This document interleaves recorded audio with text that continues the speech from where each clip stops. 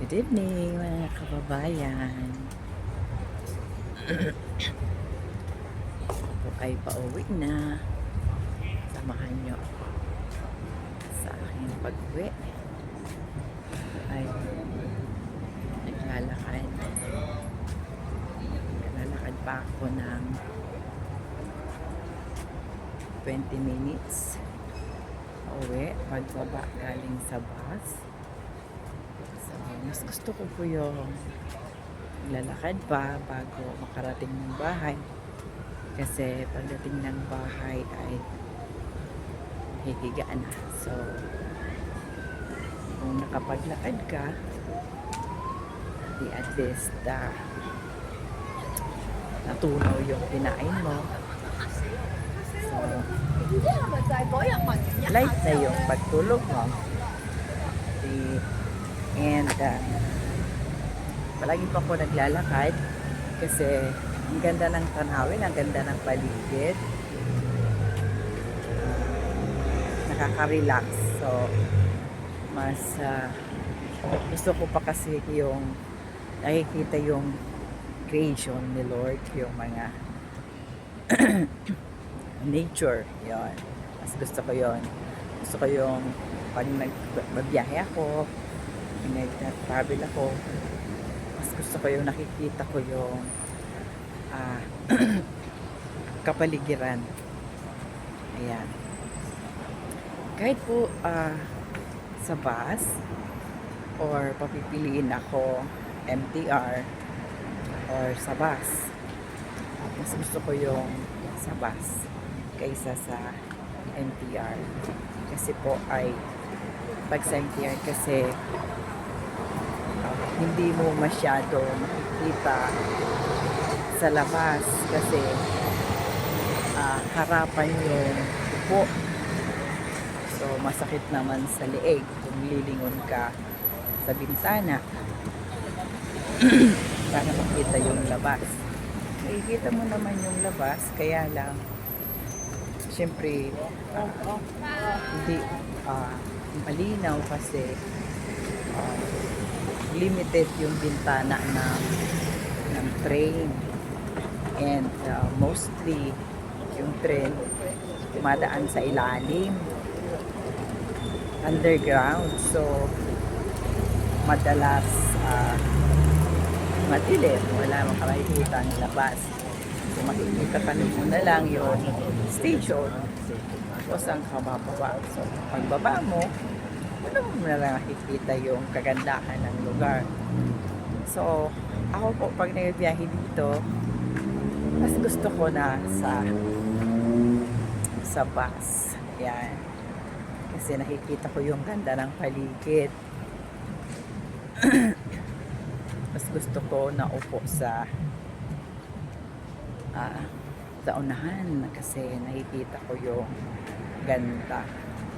Saka ang kagandahan dito, kababayan, sa Hong Kong, ang ganda ng mga kalsada. Yan, alam mo, sa tagal ko dito, hindi pa ako nakakita ng kalsadang binakbak. Ang ano lang dito is construction, yung nakikita mo na hindi maayos, construction. Sa atin, naku po, ako sa edad kong ito, yung kalsada mula sa city ng Naga, papunta ng Camarines Sur, yung main line, yung main road.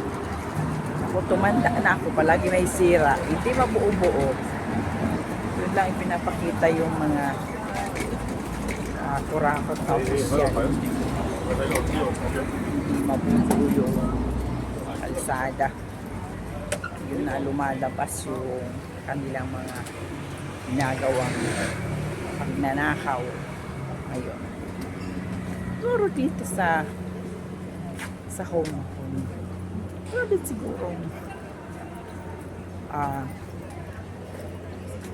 meron din siguro gumagawa ng ganon, pero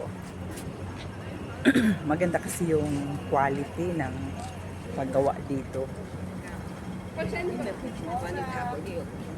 Yung maayos yung pagkagawa, yung hindi madaling masira.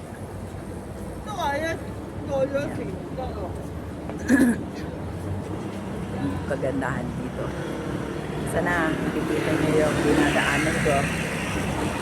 Pwede ma-enjoy nyo rin yung lugar aking dinadaan. Maglalakad lang po ako pauwi. 15 minutes. Kasi sa bus. Inaantok ako. Tapos pag inantok ako, pagbaba ko, masakit sa ulo kasi hindi pa natuloy yung ulo ko. Kasi pag naantok ka, gusto mo mahaba ng tulog. Pero pag ganyan, saka maganda din na nakapag-lakad bago matulog. Hindi mabigat yung pagtulog mo. So yun.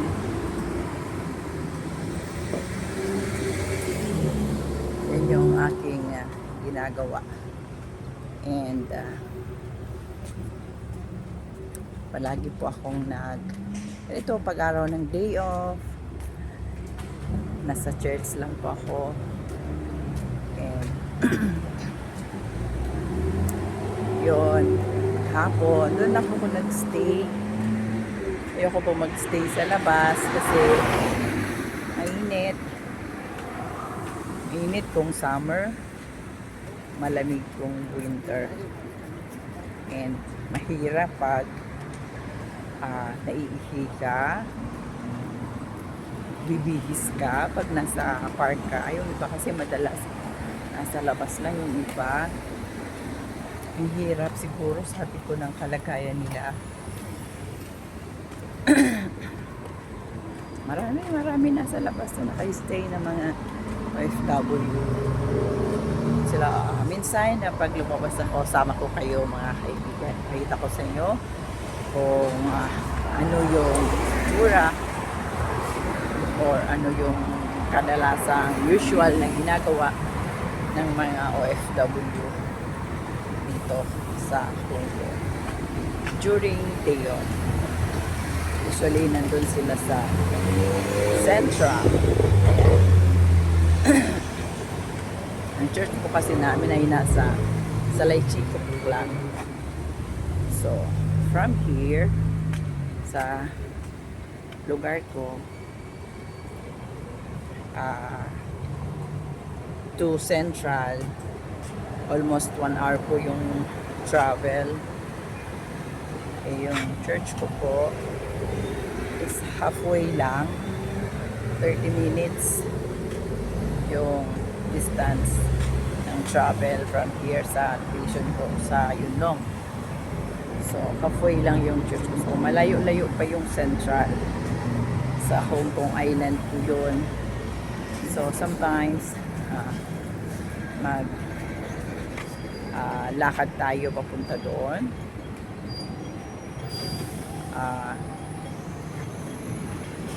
Pasyal ko kayo, sama ko kayo para makita nyo yung usual na ginagawa ng mga FW during day off. Pero sometimes yung iba kasi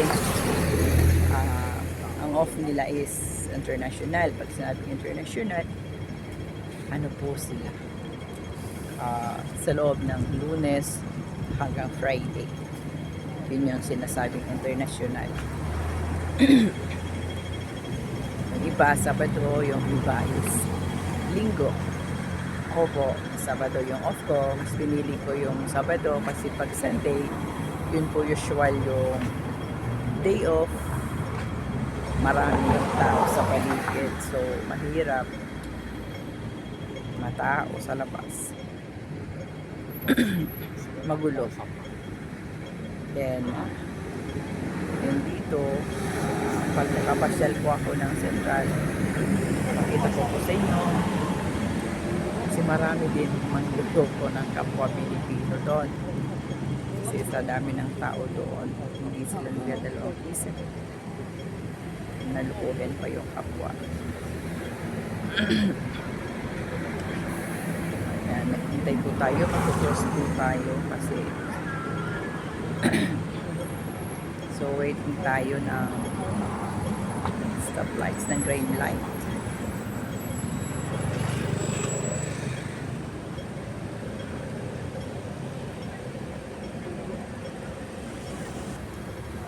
Yan, continue na po tayo mga kababayan.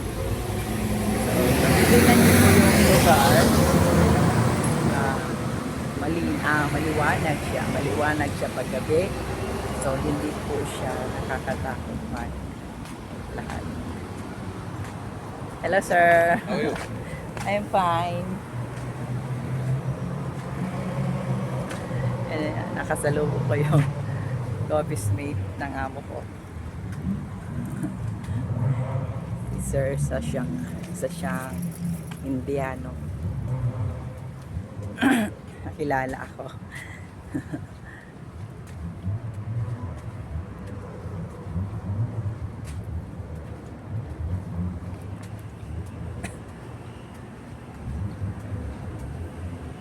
Siguro ano yun, bibili yun ng pagkain sa labas kasi usual na typical na kinakain nila is gawa din ng India. Hindi sila kumakain ng na usual na nabibili sa restaurant. Ang kinakain nila is yung mga spicy food and yung kung alam niyo po yung pagkain ng India is yung flatbread na tinatawag na roti. Yun yung kinakain nila. And spicy chicken or chicken biryani, ganon. Yan yung mga pagkain nila.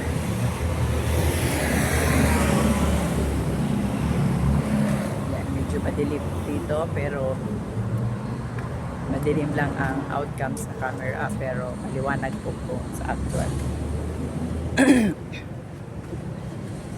Hindi naman po nakakatakot ditong maglakad kasi safe po dito. And ang lapit lang ng police station dito sa lugar namin. Almost here na po ako. Ayan na yung aking residence na aking tinitirhan. Pakita ko po sa inyo.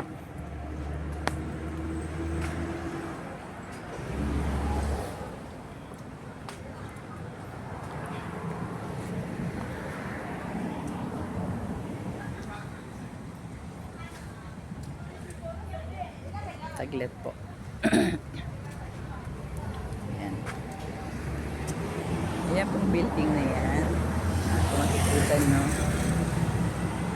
Letter H po yan. Diyan na po.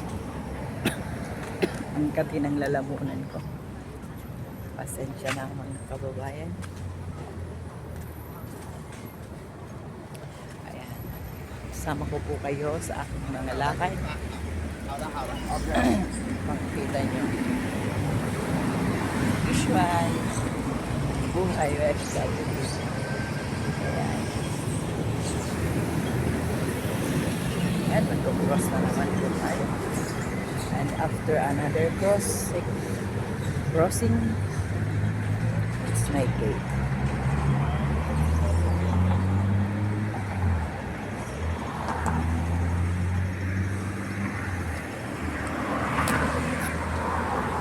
Wait po tayo kasi red light.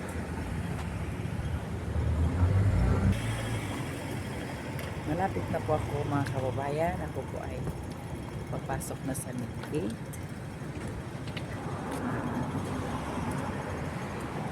Hanggang dito na lamang po at tatapusin ang ating video. Thank you for watching. Please subscribe.